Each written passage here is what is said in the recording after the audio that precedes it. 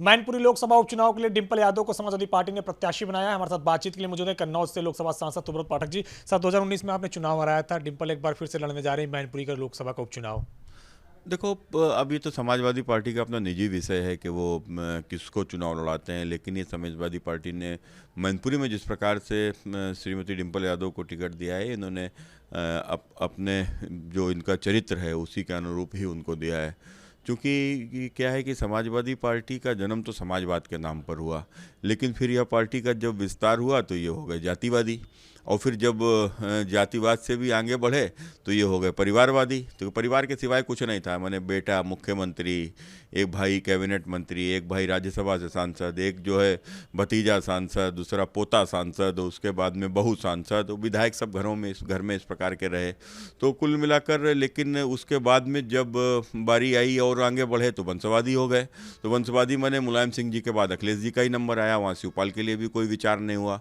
और अब उसी प्रकार से अखिलेश यादव जी ने मैनपुरी उपचुनाव में मुलायम सिंह जी के बाद में मुलायम सिंह जी की विरासत के नाम पर, चूंकि घर में भाई उनके वहाँ से जो सांसद रहे हैं, चाहे तेज प्रताप हों या धर्मेंद्र हों, इन दोनों के जगह के ऊपर अपनी पत्नी को टिकट वो भी इसलिए दिया है, मुझे लगता है कि चूंकि उनके बेटा और बेटी की अभी उम्र शायद चुनाव लड़ने लायक नहीं है, तो इसलिए अपनी पत्नी को दे दिया। तो ये समाजवादी पार्टी का मूल चरित्र है और मैनपुरी की जनता इसे स्वीकार नहीं करेगी, ऐसा मुझे पूरा भरोसा है। तो लग रहा है कि बीजेपी वहां पे हरा पाएगी, क्योंकि यादवों का गढ़ कहा जाता है और समाजवादी पार्टी का भी वो गढ़ रहा है मैनपुरी। देखो, गढ़ तो समाजवादी पार्टी का कन्नौज भी कहा जाता था, गढ़ तो आजमगढ़ भी कहते थे, रामपुर भी कहते थे, सारे गढ़ ध्वस्त हुए, समाजवादी पार्टी हारी। और रही बात मैनपुरी की, तो मैनपुरी में पिछली बार जब चुनाव 2019 में हुआ तो समाजवादी पार्टी और बहुजन समाजवादी पार्टी का गठबंधन था, और साथ ही नेताजी वहाँ के ऊपर स्वयं प्रत्याशी थे। तो कुल उनका आभा मंडल है कि उनको दूसरे दलों के लोग भी वोट दे देते थे।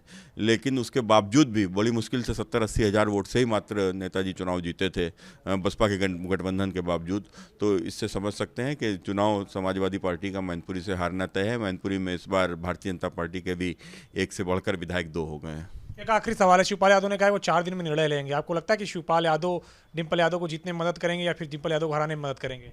देखो, ये अपना उनका परिवार का मैटर है। और जिस प्रकार से शिवपाल जी को समाजवादी पार्टी के मुखिया अखिलेश यादव जी ने एक बार नहीं कई बार अपमानित किया है, तो ये अपना उनका घरेलू मामला है। उसमें क्या वो निर्णय लेते हैं ये वही जाने। शुक्रिया से बातचीत करने के लिए। सुब्रत पाठक, जिनका कहना है कि डिंपल यादव परिवारवाद की वो प्रतीक हैं जो अखिलेश यादव आगे बढ़ा रहे हैं और तमाम सारे भाइयों को छोड़कर उन्होंने अपनी पत्नी को कैंडिडेट के रूप में चुना है। जाहिर तौर से बात है कि बीजेपी हराने में कामयाब होगी। अब देखना यह कि 5 तारीख को जब मतदान होता है और 8 तारीख को जब नतीजे आते हैं तो किस तरीके से वहां पर कौन कैंडिडेट जीतता है। समाजवादी पार्टी ने मैनपुरी लोकसभा उपचुनाव के लिए डिंपल यादव को प्रत्याशी घोषित किया। हमारे साथ बातचीत के लिए मौजूद है बीजेपी के राज्यसभा सांसद हरनाथ सिंह यादव जी। सर, अगर बात करें तो डिंपल यादव को चुनावी मैदान में फिर से उतारा गया है। आपको लग रहा है कि इस कंडीशन में आप लोग चुनाव जीत पाएंगे मैनपुरी का? देखिए, मैं मैनपुरी के चप्पे चप्पे से, प्रत्येक गांव से वाकिफ हूँ और भारतीय जनता पार्टी ने पिछले 8 वर्ष के अंदर गांव-गांव तक अपनी पैठ बनाई है और प्रत्येक वर्ग में हमने पैठ बनाई है। यहाँ तक कि जो समाजवादी पार्टी का परंपरागत मतदाता कहा जाता है उसमें भारतीय जनता पार्टी बहुत तेजी से आगे बढ़ी है और मैं उसी जनपद का रहने वाला हूँ। मैं दावे के साथ इस बात कहता हूँ कि भारतीय जनता पार्टी अब की बार प्रचंड बहुमत से साथ जीतेगी। दूसरी बात यह है कि समाजवादी पार्टी हो या अन्य विपक्ष की कोई भी पार्टी हो, उनकी आम जनमानस में विश्वसनीयता खत्म हो चुकी है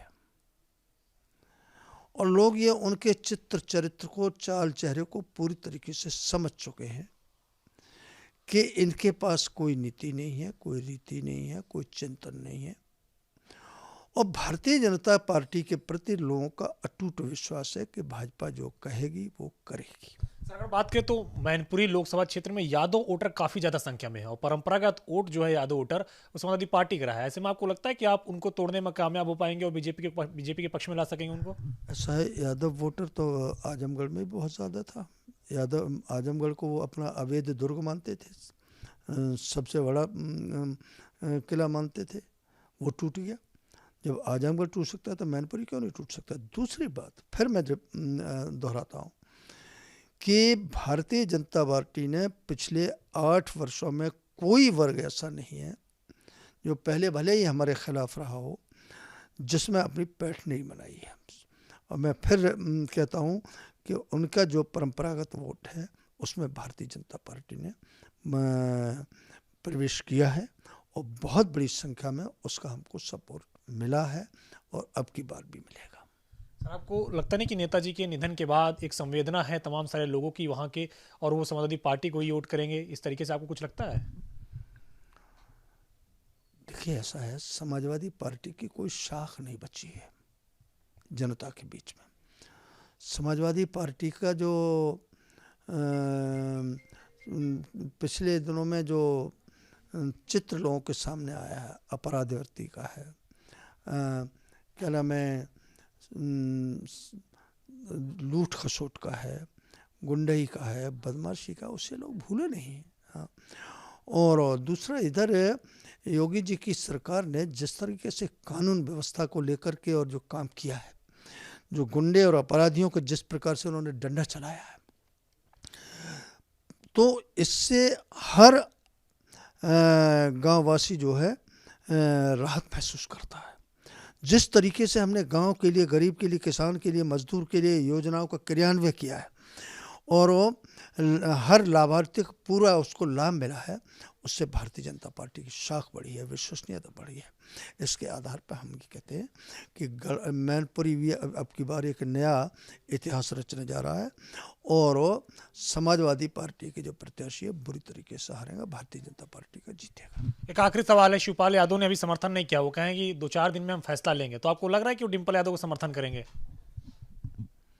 अब देखिए, इस पर कुछ बोलना मेरे लिए मुनासिब नहीं है, लेकिन इतना मैं कह सकता हूँ कि जो लोग, चाहे परिवार के लोग हों चाहे बाहर के लोग, जो उपेक्षित हैं, उत्पीड़ित हैं, वो काहे के लिए किसी का साथ देंगे।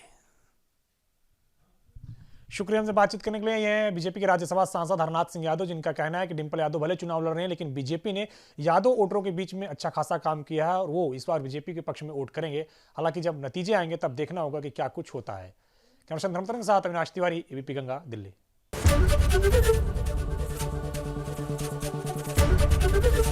एबीपी गंगा, खबर आपकी, जुबान आपकी।